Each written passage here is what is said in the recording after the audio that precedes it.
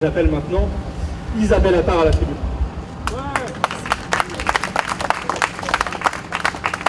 Donc, bonjour à tous. Je représente deux autres personnes. Il y a Noël Mamère qui votera contre, puisque j'ai sa délégation vote, et Sergio Coronado qui vient de m'apprendre à l'instant qu'il votera contre également. Donc je suis ravie d'avoir pu persuader deux autres collègues de voter contre cet accord.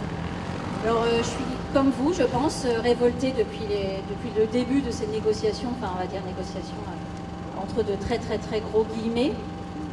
Quand on a un Premier ministre qui doit choisir entre la peste et le choléra et qui choisit le choléra, eh bien nous ne sommes pas obligés de choisir la peste, ni le choléra, nous.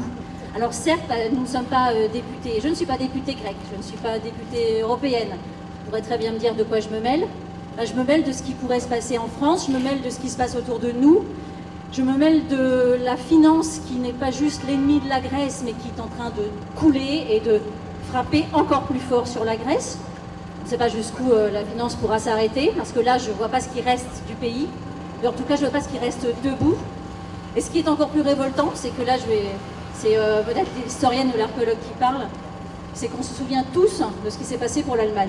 On se souvient tous que l'Europe a été construite pour aider l'Allemagne, entre autres, et surtout, lorsqu'ils étaient au plus bas, enfoncés, endettés, diminués, il y a eu l'Europe pour les aider. Aujourd'hui, l'Europe qu'on a sous les yeux n'aide plus personne, c'est bien le contraire. Elle aide, elle aide quelques financiers et effectivement, ils ne sont pas à Athènes. C'est pas l'Europe que je voulais, c'est pas l'Europe dont je rêvais, et pourtant j'ai habité dans d'autres pays d'Europe avant de venir jusqu'en France. C'est pas du tout cette Europe-là que je voulais, ça c'est sûr.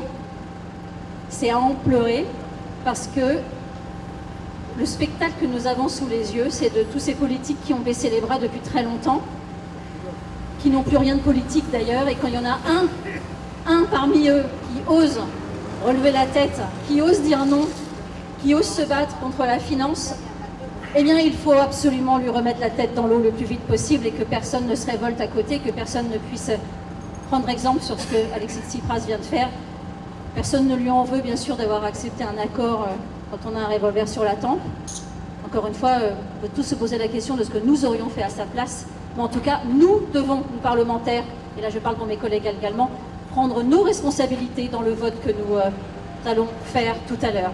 Et c'est cette responsabilité, ce dégoût profond pour cette Europe que j'ai sous les yeux qui me forcera bien évidemment à voter contre dans quelques minutes. Merci.